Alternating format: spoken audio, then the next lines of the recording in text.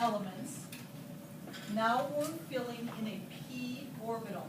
Notice I said a p orbital was peanut shaped. If you can picture, it was often described as dumbbell shaped too. It looks like it's pinched in the middle. Looks kind of like, but there's, yeah, kind of a bow tie. So if you take a look at 2p, even though I'm still in the second energy level, it's at a little bit higher energy level than my s. Remember, each line is, this is for lithium. This is, so now my 2p is at a little bit higher energy. I'm doing the orbital first for lithium before I do the electron configuration. 2p is at a little bit higher energy level. Yes. Thank you, thank you. Boron, thank you. Okay. Now,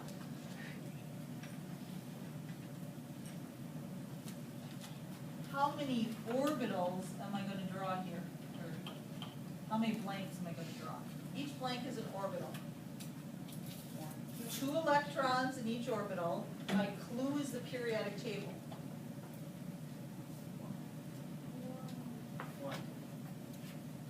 How many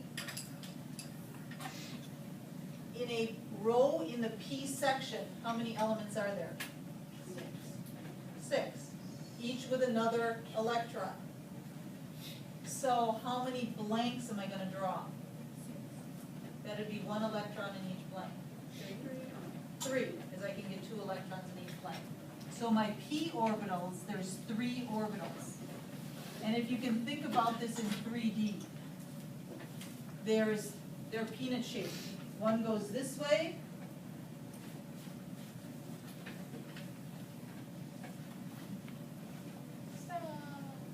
So one goes this way, one goes this way, and one goes this way.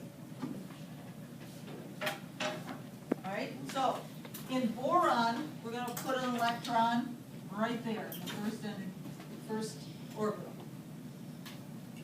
So boron's electron configuration will be 1s2, 2s2, and now 2p1.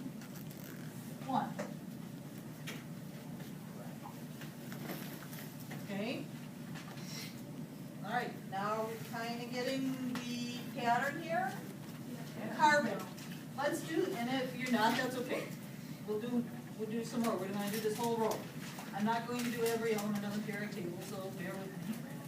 Here's 1s, 2s, and 2p.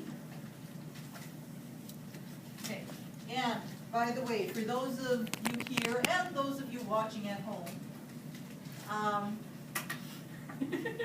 I've heard that I've been doing this for 10 years, and every year I hear, oh my gosh, I have to write all this. I've had to do this 3 times, and I've been in my 10 years of times. It's not that much. And when you get to Unit 3B and you ask me questions on electron configurations, I'm going to ask you to pull out your notes. If you don't have complete notes, you're going to sit and watch the video and take notes. So better to do it now, okay? Please don't stop halfway through and go, oh yeah, I get this. And then a week from now, when you're doing that part, you go, I don't remember. Just take the notes. Even if you feel like you're getting the pattern, just please write them down. All right, so carbon, 1s, I've still got these electrons filled, I've got this orbital filled. Now, when I go to the next orbital, knowing what you know about electrons, where is it going to go, here or here? First one. It goes in the second one, why? Why does it go in the second one? Why? Least resistance. Yeah, they want their space. They repel each other. They're like 2 pit bulls. If I can put them in different yards, I'm going to put them in different yards. I'm not going to put them together. They repel each other. So whenever they can spread out, they're going to spread out. So I'm going to put my second electron there. One electron in each orbital. Did it go up? Yes, it goes in the same direction. Make sure that all of them go in the same direction first. Okay, so when I write my electron configuration now, I have 1s2, 2s2, 2p2. And if you need to make a note to yourself about that, put one electron in each orbital first before you pair them. Make a note to yourself. This is something called Hund's rule. Mike had a question before, and I don't know if you heard that. Do electrons have to fill in order? Yes, that's something called the Aufbau principle. Electrons have to fill from inner to outer. They don't just randomly pick whatever orbital they want to go in. It's always in this order. That's why it's a pattern. So once you have the pattern, you know exactly what's going to happen. All right, so now we'll go on to nitrogen.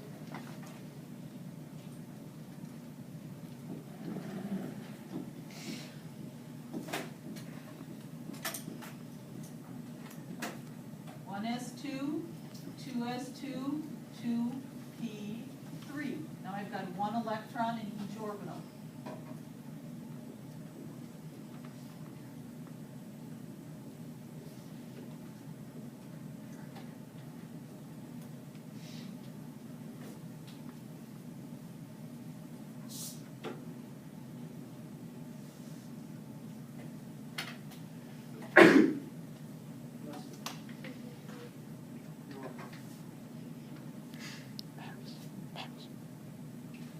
Okay. Questions? All right, we're going to go on to oxygen.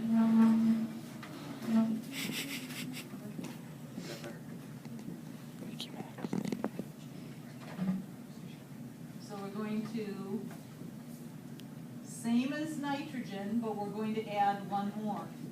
All right, now, I've got one electron in each orbital, so I don't have any choice but to start pairing them up now. So now oxygen is going to put a second electron here. Right.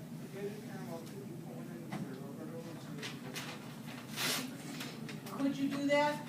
Yeah, that wouldn't necessarily be wrong, because do we know that it goes in that orbital where the first one went to the second? No, we don't. So you could, and I wouldn't mark that wrong. But, right, as long as you have one in each orbital first, and then you start there. Okay, so then our electron configuration, 1s2, 2s2, 2p, 1, 2, 3, 4.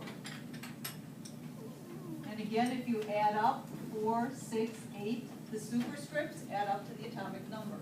So I've accounted for each electron.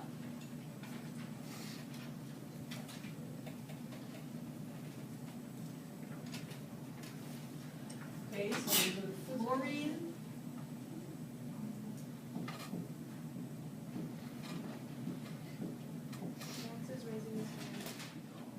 Right, because I'm in the second energy level.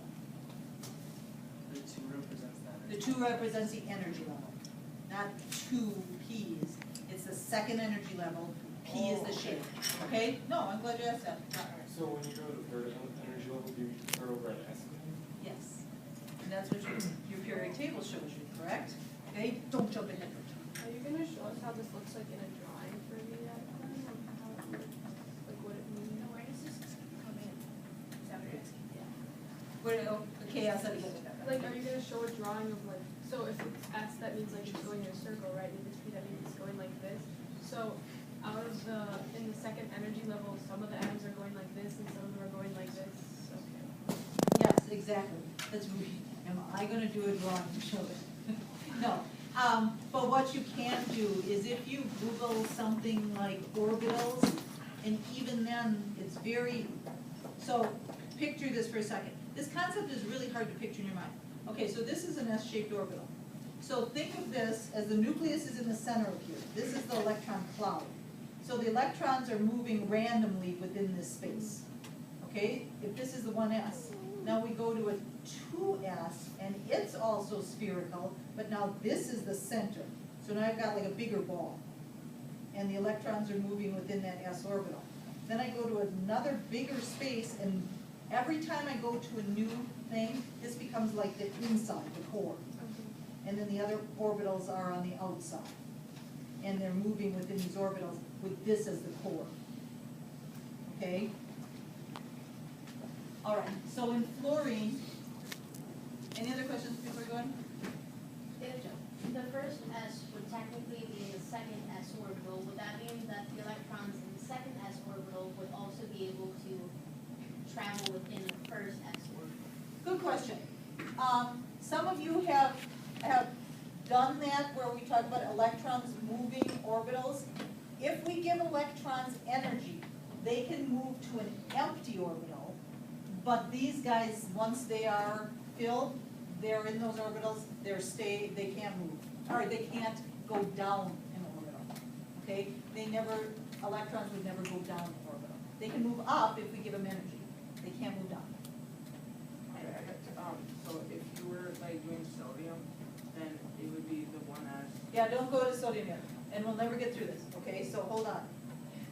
Here's your water. Yes. Go to the back. Okay, so let's finish up this one. 1s, 2s, 2p. We're gonna just add one more electron in here from oxygen. So now we've got, there we go. So I've got 1s2, 2s2, 2p5. All right, our last element in that row, and I'm gonna pick up the speed a little bit here, or we won't get through anything. Okay, so just keep filling in while I'm talking. Neon, 1s, 2s, 2p.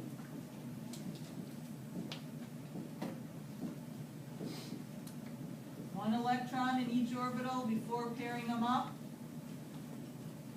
1s2, 2s2, 2p6.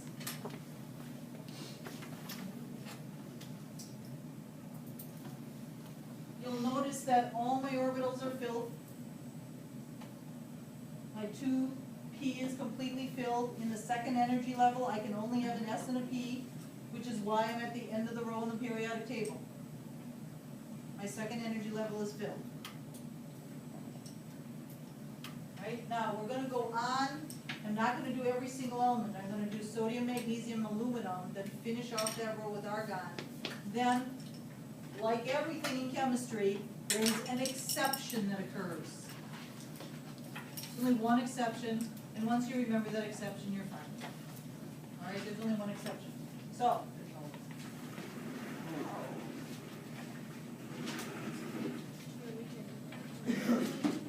so now we're gonna go on to sodium. Sodium is our 1s. Remember, we have everything that we had for neon, plus we're going to add one more electron.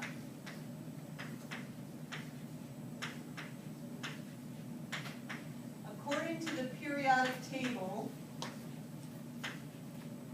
where is that electron going to go? What energy level, first off? Where is sodium's electrons in? What energy level now? 3. What type of an orbital? S.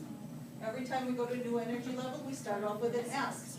That's what it tells you in the periodic table. So 3s, 1. So the electron configuration is 1s2, 2s2, 2p6, 3s1.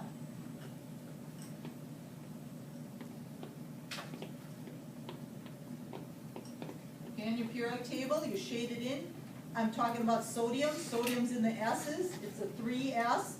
And then magnesium would be the second element in the S's, in the 3s.